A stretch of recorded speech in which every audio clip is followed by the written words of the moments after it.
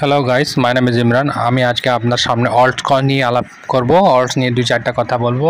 যারা অল্টস পূর্বে বাই করেছেন তারা অবশ্যই বর্তমানে অনেক ডাউনে আছেন, কিন্তু যারা নতুন করে বাই করতে চাচ্ছেন তারা কখনোই এই লেভেলে এই প্রাইজে অল্টস বাই করবেন না, কারণ অল্টস এখান থেকে 50% ডাউন যেতে পারে।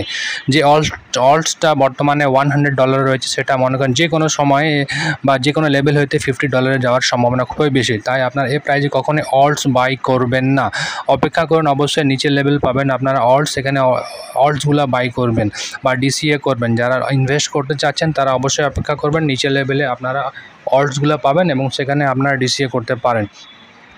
যে কোনো অল্টস ক্ষেত্রে মনে করেন যে নিচে যাওয়ার সম্ভাবনা খুবই বেশি।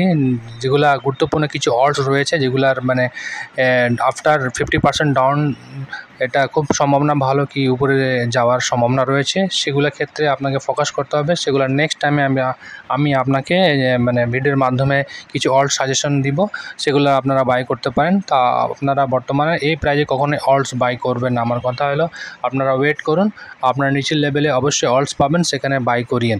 বর্তমানে এখান থেকে যে পরিস্থিতি রয়েছে, গ্লোবাল অর্থনীতি বলেন, রাজনৈতিকভাবে বিভিন্নভাবে এখান থেকে অল্টসের নিচে যাওয়ার সম্ভাবনা, বিটিসি, অল্টস, ইথেরিয়াম এবং যতগুলো অল্টস রয়েছে, পুলকাডট, সোলানা সহ বিভিন্ন অল্টসগুলো নিচে যাওয়ার সম্ভাবনা খুবই বেশি।